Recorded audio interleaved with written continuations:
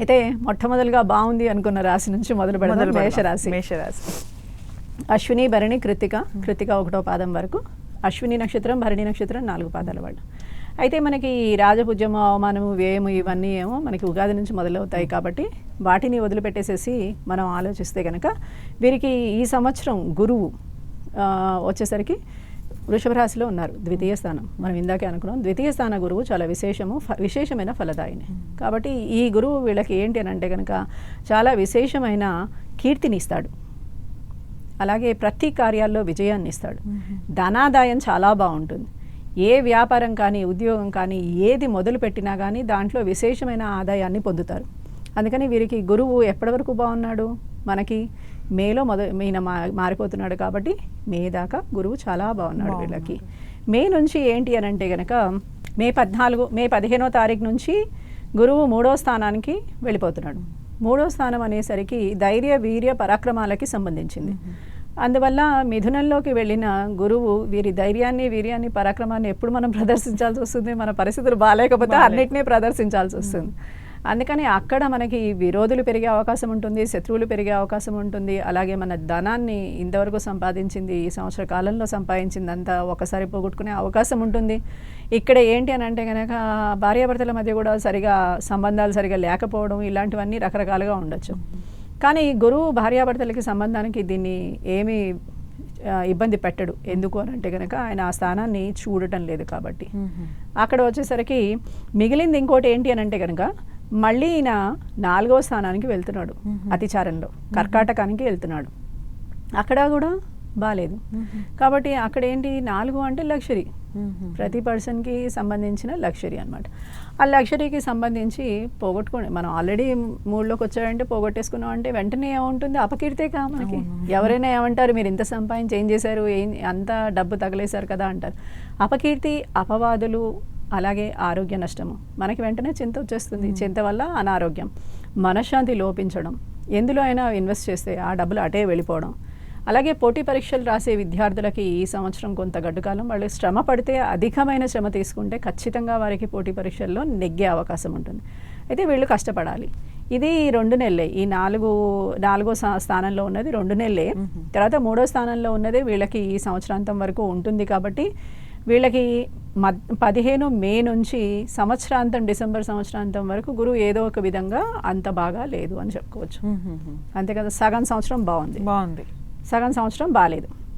దీని తర్వాత మనకి వచ్చేసరికి శని వచ్చేసరికి శని 30 మార్చి నుండి సంవత్సరాంతం వరకు అంటే ఫాల్గుణ అమావాస్య వరకు ఏంటి అని అంటే కనుక 12వ స్థానంలో ఉంటున్నాడు.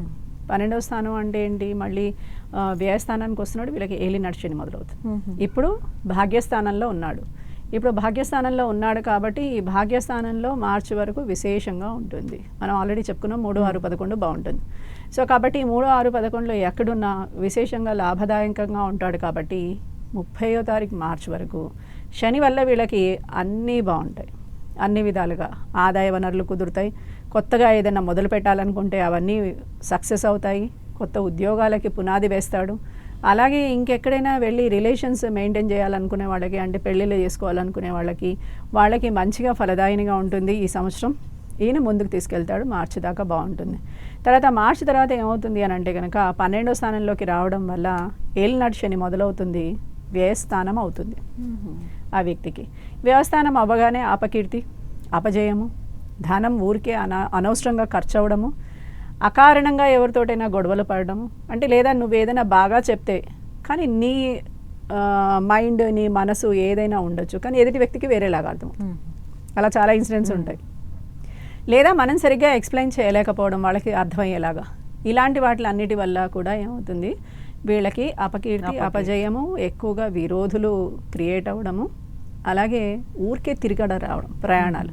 దీంట్లో ఏమైనా తీర్థయాత్రలు, పుణ్యక్షేత్రాలు, కాలక్షేపాలు ఉంటాయంటే అలాంటి సత్కథా కాలక్షేపాలు ఏమి ఉండవు. కానీ వీళ్ళు ఏదో విధంగా డబ్బు ఖర్చు చేయాలి కాబట్టి అనవసరమైన తిరుగుడు ఎక్కువగా ఉంటుంది. ఏదో వాళ్ళు పిలిచారనో వీళ్ళు పిలిచారో వెళ్ళాలని వెళ్ళిపోవడమో ఇలాగా ఏదో ఒకటి చేసి మొత్తానికి ఆ సమయానికి స్పాంటేనియస్గా అనుకోకుండా రకరకాల డెసిషన్స్ తీసుకొని ఈ సమయంలోనే పాపచింతన, వీళ్ళకి ఇంట్లో అబద్ధం చెప్పైనా వెళ్ళిపోవాలి, ఖర్చు చేయాలి కదా, అందుకని ఇలాంటి పాపచింతన రావడం, గ్యాంబ్లింగ్లలో డబ్బులు పెట్టేయడం, అలా ఇవన్నీ పోగొట్టుకోవడం, తర్వాత అపజయము అపకీర్తి పాలవడం, ఇలాంటివన్నీ వచ్చి అనారోగ్యానికి హేతు అవుతుంది. కాబట్టి వచ్చే 5 ఏళ్ళు వీళ్ళకి ఇంకా ఈ 2.5 ఏళ్ళు కాకుండా ఇంకా 5 ఏళ్ళు ఉంటుంది. అంటే 7.5 ఏళ్ళకి ఇది పునాది.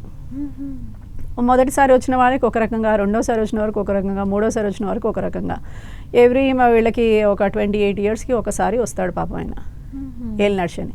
అలా వచ్చినప్పుడు మొదటిసారి వస్తేనేమో కళ్యాణము చేస్తాడు, వాళ్ళకి ఇల్లు లేకపోతే ఇల్లు కొనిస్తాడు. ఎందుకంటే ఇల్లు కళ్యాణం అంటే ఖర్చు కదండి, అప్పు కదా, బాగా చేయించేసేసి ఇంకా కట్టుకో మళ్ళీ నేను వచ్చే వరకు అని. ఆయన మళ్ళీ రెండోసారి వస్తాడు, అప్పుడు పిల్లలు పెద్దవాళ్ళు అయిపోతారు, వాళ్ళ పెళ్ళి చేస్తాడు, అప్పుడు మీ డబ్బు ఖర్చు అయిపోతుంది.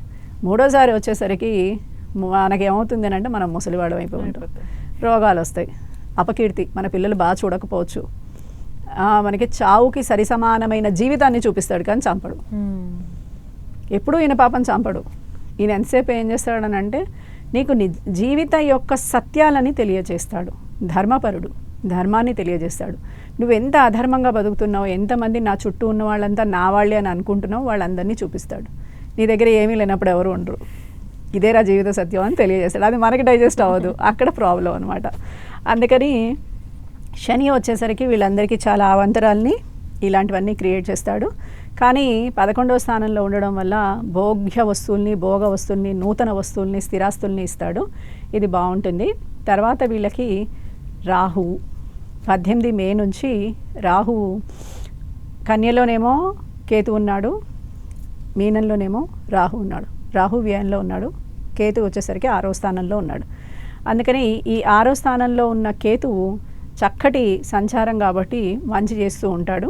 సూక్ష్మ బుద్ధి, శత్రునాశనము ఇలాంటివన్నీ చేస్తాడు. చేసి అన్నీ మంచి చేయడమే కాకుండా వీరికి ఈయన మంచి చేస్తున్నాడుగా, ఆయనేమో పాడు చేస్తూ ఉంటాడు తిరిగ్గా. ఆయన ఏం చేస్తాడు, మొత్తం ఇవన్నీ ఏవైతే బాగు చేస్తున్నాడో వాటిలన్నింటినీ ఇంకో ప్లేస్లో పాడు చేసేస్తూ ఉంటాడు రాహు వచ్చేసరికి. అకారణమైన గొడవల్ని క్రియేట్ చేస్తూ ఉంటాడు మేదాక. కాబట్టి ఎవరితోటైనా మాట్లాడేటప్పుడు ఆచితూచి మాట్లాడితే మీకు విశేషంగా ఎక్కువ గొడవలు లేకుండా మీకు మనశ్శాంతిగా ఉంటుందన్నమాట. ఈ కేతువు మీకు అన్ని రకాలుగా భోగ్య వస్తువుల్ని, భోగ్య పదార్థాలని ఇస్తాడు. కానీ రాహు ఎప్పుడైతే లాభస్థానానికి వెళ్తాడో అక్కడి నుంచి విశేషంగా ఉంటుంది. 3, 6, 10, 11 శుభాన్ని ఇస్తాడు. కేతువు శుభాన్ని ఇవ్వడు, కానీ రాహు శుభాలని ఇస్తాడు. ఇంకా అక్కడి నుంచి వీళ్ళకి పట్టిందల్లా బంగారం అనమాట. అందువల్ల ఏ స్థానంలో చూసుకున్నా ప్రతి స్థానము అంటే గురువు, శని, రాహువు, కేతువు ఈ నలుగురు ఏదో ఒక విధంగా ఈ రాశి వారికి మంచి చేస్తూనే ఉన్నారు. అయితే కేతువు మంచి చేయట్లేదు కాబట్టి ఈ కేతువు వల్ల ఏమవుతుంది అని అంటే కనుక జ్ఞాన మోక్షకారకుడు కేతువు. జ్ఞాన మోక్షకారకుడు కాబట్టి మీకు ఎటువంటి జ్ఞానాన్ని ఇస్తాడు, పైకి వెళ్ళడానికి కావాల్సిన జ్ఞానాన్ని ఇస్తాడు. ఇక్కడ ఉన్న వాళ్ళ మీద విరక్తి కలిగితే కదా పైకి వెళ్తాం మనం, లేకపోతే ఎందుకు వెళ్తాం, ఇంకా మోహం మాయలోనే ఉంటాం కదా. అలాంటివన్నిటినీ కల్పిస్తాడు. అంటే మన చుట్టూ ఉన్న వాళ్ళు కూడా ఎలాంటి వాళ్ళు ఏంటి అని మనకి చూపించడం వల్ల మనం దాంట్లో చాలా అవస్థలు పడే అవకాశం ఉంటుంది. అందుకని కేతువుకి సంబంధించి సుబ్రహ్మణ్య స్వామికి పూజలు చేసుకుంటే మంగళవారం పూట పాలతోటి అభిషేకం చేస్తే, లేదా ఆంజనేయ స్వామికి తేనెని నివేదన చేస్తే విశేషమైన ఫలితం లభిస్తుంది. వీరికి ఈ సంవత్సరంలో చిన్న చిన్న చికాకులు ఉంటాయి. ఆ చిన్న చిన్న చికాకులు కూడా లేకుండా ఈ తేనె వీరికి ఆంజనేయ స్వామి ద్వారా లభించిన ప్రసాదంగా వీరే స్వీకరించి దాన్ని లేదా ఇంటిలిపాదికి ప్రసాదం కింద ఇచ్చుకుని కనుక ఈ శాంతి చేస్తే చాలు. పెద్ద పెద్ద శాంతులు ఏం చెయ్యక్కర్లేదు, వీళ్ళకి ఏ కష్టము లేదు కాబట్టి, నార్మల్గా ఉంది కాబట్టి ఇవన్నీ చిన్న చిన్న చికాకులు మనకి ఎవరితోటైనా ఉంటాయి. అందుకని కొంచెం ఆచితూచి అడిగేస్తే చాలమ్మా. మేష